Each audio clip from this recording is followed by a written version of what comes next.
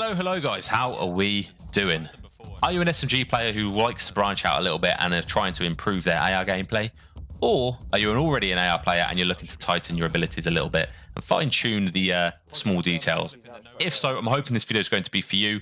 We're going to be looking at general rules and philosophies when using an AR, hardpoint tips, S&D tips, and control tips to hopefully get you guys into Iridescent this season.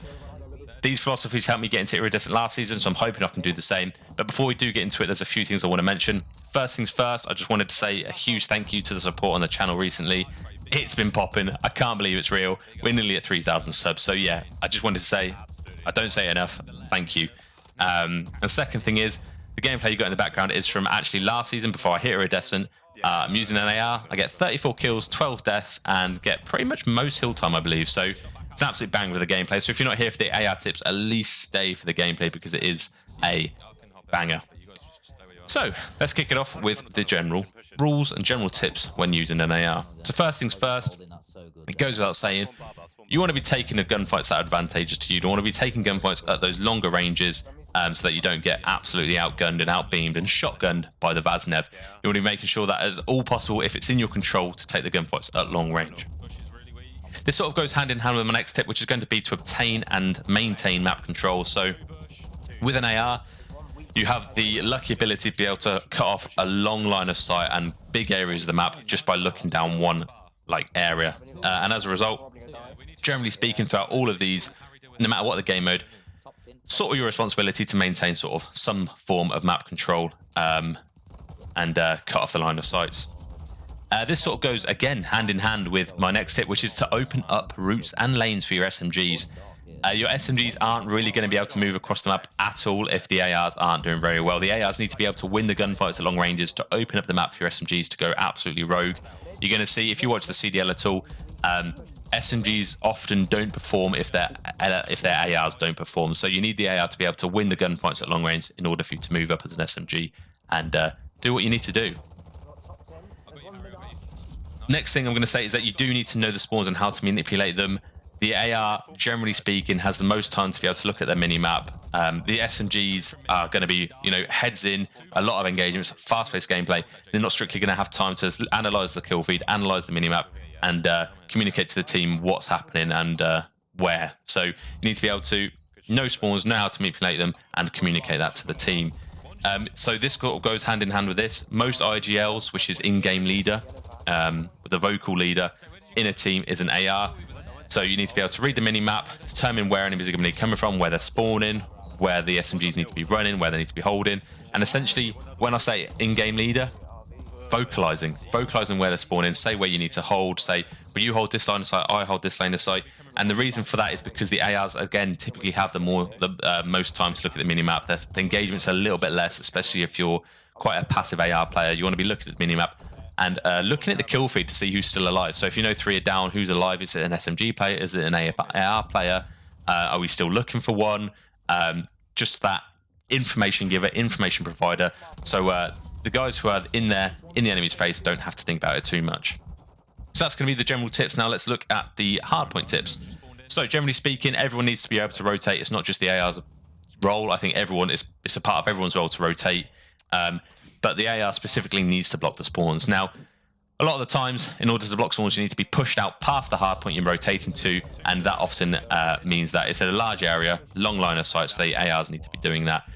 The AR needs to then stay alive, back in that spawn. When the new hill pops, any kills your teammates gets will spawn the enemies out. So, as long as the AR is alive, whether they're getting hill time or not, will enable your teammates to get hill time. You also... I hear a lot that SMGs, it's their responsibility solely to get on the hill. That is not strictly true either. There are a lot of hard points and scenarios where the AR is better off in the hill. So take, for example, P2 on Hotel. It's this huge hall. The ARs are probably the best people to have in the hill because every gunfight you take within that area is going to be long range. So it doesn't make sense for the SMGs to be doing that. There's also several hills in where it is a small space, such as the next hard point on this map, P4, where the ARs can sit top green, look at a long line of sight and just trust that the teammates have got every other entry. So yeah, it's very hill dependent, very situationally dependent, but realistically the ARs need to sit on hills where they're challenging that long line, there's lines of sight, and it's a large area. Next thing, which is going to be a common theme as we go through this video, cut off the map. The AR needs to be cutting off the map. They need to be knowing where the enemy team is spawning, where the enemy team need to be, and they need to be the first line of defense. Watching, so for example, down the middle hall, down this middle side of the map is a very common place for ARs to sit. From there, they can see the whole cross and provide information to the team, maybe get them weak, maybe get a kill.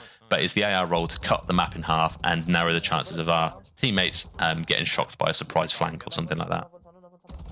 In Hardpoint, I would like to add that it typically is that the AR has the trophy system.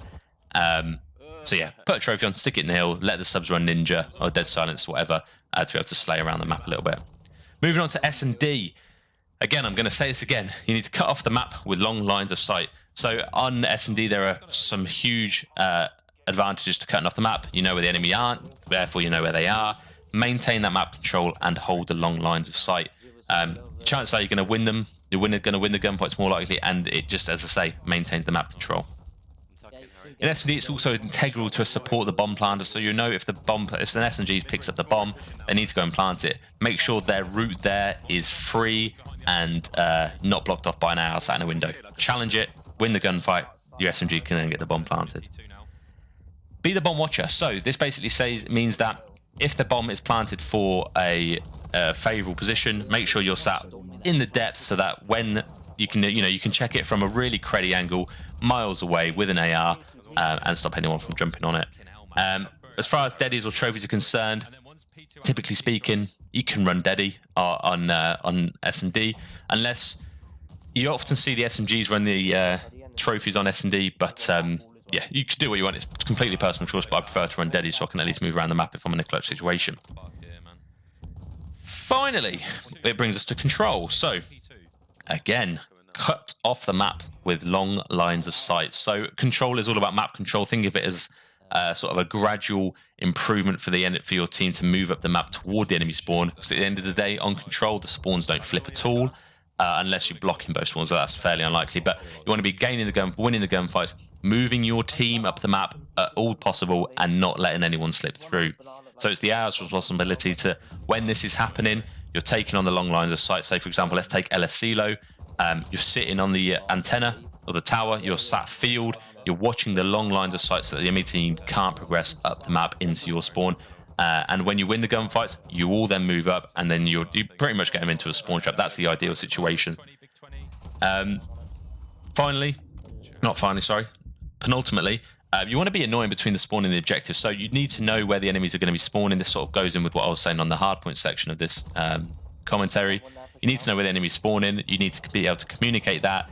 And if you've got an AR doing that, if you're the AR not doing that, you need to be sat watching them running off spawn. So on ASSUALT, a very typical spawn trap is to be able to sit top party, watch them spawn over at the hill, or watch them spawn over at the little back building, and then just stop them from getting out of the spawn.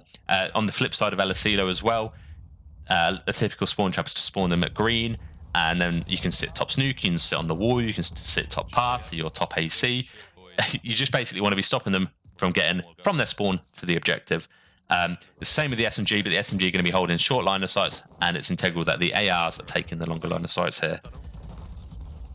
As I said, you want to be able to move up the map freely. You want to be helping the whole team move up the map without losing gunfights, without getting killed.